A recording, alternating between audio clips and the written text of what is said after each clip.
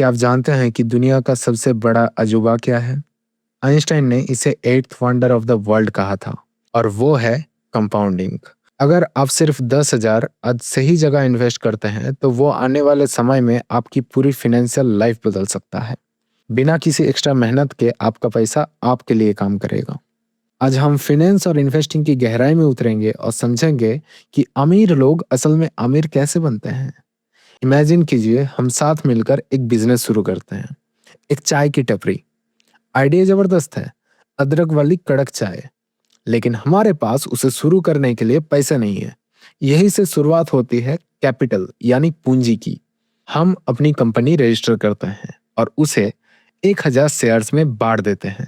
अब मैं एक इन्वेस्टर के पास जाता हूँ और उसे कहता हूँ कि मेरा आइडिया बढ़िया है, तुम मुझे 5,000 रुपए दो और बदले में मेरी कंपनी के 500 शेयर्स ले लो। अब सोचिए कंपनी की टोटल वैल्यू कितनी हुई? 15,000। इसमें से 5,000 कैश है जो बैंक में पड़ा है और 10,000 मेरी मेहनत और आइडिया की वैल्यू है, जिसे फाइनेंस में कहते हैं गुडविल। अब टपरी तो खुल गई, लेकिन हमें उसे बढ़ाना है। अब हमारे पास दो रास्ते हैं। पहला रास्ता, हम और ज्यादा शेयर्स बेचें, लेकिन इसमें नुकसान यह है कि हमारी खुद की हिस्सेदारी कम हो जाएगी। दूसरा रास्ता, हम बैंक से डेब्ट यानी लोन ले ले। अमीर लोग अक्सर डेब्ट का इस्तेमाल करते हैं। क्यों? क्योंकि लोन पर आपको सिर्फ एक फिक्स इंटरेस्ट चुकाना होता है। अगर आपका बिजनेस 20% का प्रॉफिट कमा रहा है और बैंक आपसे सिर्फ 10% इंटरेस्ट ले रहा है, तो बचा हुआ 10% सीधा आपकी जेब में जाएगा। इसे कहते हैं लेवरेज, यानी दूसरे के पैसे से अपना मुनाफा बढ़ाना। लेकिन बिजनेस चलाने के लिए आपको बैलेंस शीट समझनी होगी। इसे एक तराजू की तरह देखिए। एक तरफ है आपके एसेट्स और दूसरी तरफ लायबिलिटीज और इक्विटी। एसेट्स वो चीजें हैं जो आपकी जेब में पैसा डालती हैं, जैसे कि गल्ले में पड़ा कैश, चाय चीनी का स्टॉक और वो चाय बनाने की मशीन। मशीन एक फिक्स्ड एसेट है। अब यहाँ एक जरूरी बात आती है, डिप्रिसिएशन। जैसे जैसे आप मशीन इस्तेमाल करेंगे, इसकी वैल्यू कम होती जाएगी। हर साल ये डिप्रिसिएशन आपके प्रॉफिट में से कटेगा, भले ही आपकी जेब से असल में कैश ना जा रहा हो।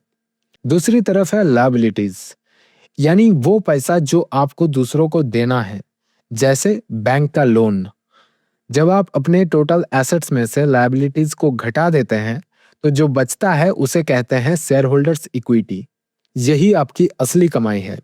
शुरुआत में शायद बिजनेस घाटों में दिखे, क्योंकि हमने बहुत सारा पैसा मशीन और सेटअप में लगा दिया। लेकिन असली खेल तब शुरू होता है जब हम उस प्रॉफिट को घर ले जाने के बजाय वापस बिजनेस में री इन्वेस्ट करते हैं। पहले साल एक टपरी, दूसरे साल 3 और 5वें साल तक पूरे शहर में आपके 10 आउटलेट्स। अब आप सिर्फ चाय नहीं बेच रहे हैं, आप एक ब्रांड बन चुके हैं। जब आपका बिजनेस इतना बड़ा हो जाता है कि बैंक भी आपको और बड़ा लोन नहीं दे सकता, तब आता है आईपीओ, यानी इनिशियल पब्लिक ऑफरिंग। अब आप अपनी कंपनी के शेयर्स आम जनता यानी पब्लिक को बेचते हैं। रातों रात आपकी वेल्थ करोड़ों में पहुंच जाती है, क्योंकि मार्केट आपके फ्यूचर प्रॉफिट्स को आज ही वैल्यू कर देता है। लेकिन रुकिए, क्या इन्वेस्टिंग में रिस्क नहीं है? लोग अक्सर रिस्क और वॉलेटिलिटी के बीच कंफ्यूज हो जाते हैं। अगर शेयर का प्राइस आज ऊपर और कल नीचे जा रहा है, तो वो सिर्फ वॉलेटिलिटी है। असली रिस्क है परमानेंट लॉस, यानी ऐसी कंपनी में पैसा लगाना जो डूब जाए। इन्वेस्टिंग के दो सबसे बड़े नियम याद रखिए। रूल नंबर 1, कभी अपना प्रिंसिपल यानी मूल पैसा मत खोना। रूल नंबर 2, कभी भी रूल नंबर 1 को मत भूलो। बड़े निवेशक जैसे वॉरेन बफेट हमेशा मोट वाली कंपनियां ढूंढते हैं। मोट का मतलब है एक ऐसा सुरक्षा घेरा जो आपके बिजनेस को दुश्मनों से बचाए, जैसे एशियन पेंट्स का डिस्ट्रीब्यूशन नेटवर्क या फेविकॉल का भरोसा। ये वो कंपनियां हैं जिनके पास एक अनफेयर एडवांटेज है, जिसे कोई आसानी से कॉपी नहीं कर सकता। अब सबसे जरूरी बात, आपका समय। इन्वेस्टिंग में आप कितना पैसा लगाते हैं, उससे कहीं ज्यादा जरूरी यह है कि आप कब शुरू करते हैं। इसे एक उदाहरण से समझिए। अगर आप 22 साल के हैं और सिर्फ 10,000 एक बार इन्वेस्ट करते हैं, जिस पर आपको साल का 15% रिटर्न मिलता है, तो 65 की उम्र तक पहुंचते पहुंचते वो 10,000 करीब 38 लाख बन चुके होंगे। लेकिन अगर आप यही शुरुआत 32 साल की उम्र में करते हैं, तो वो सिर्फ 9.5 लाख रह जाएंगे। सिर्फ 10 साल की देरी की कीमत 28 लाख से भी ज्यादा है। इसे कहते हैं कॉस्ट ऑफ वेटिंग। तो अब शुरुआत कैसे करें? सबसे पहले अपना महंगा डेब्ट जैसे क्रेडिट कार्ड लोन खत्म करें। उसके बाद कम से कम 6 महीने का इमरजेंसी फंड बचाएं, ताकि किसी मुश्किल वक्त में आपको अपने इन्वेस्टमेंट बेचने ना पड़े। और फिर उन बिजनेस में इन्वेस्ट करें जिन्हें आप समझते हैं। अगर आप कॉम्प्लेक्स बिजनेस नहीं समझते, तो इंडेक्स फंड सबसे अच्छा और सेफ रास्ता है।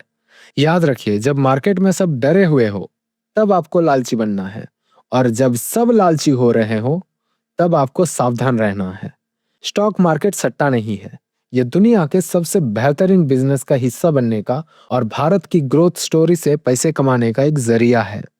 अपनी फाइनेंशियल आजादी की तरफ आज ही अपना पहला कदम बढ़ाएं और एक एसआईपी शुरू करें।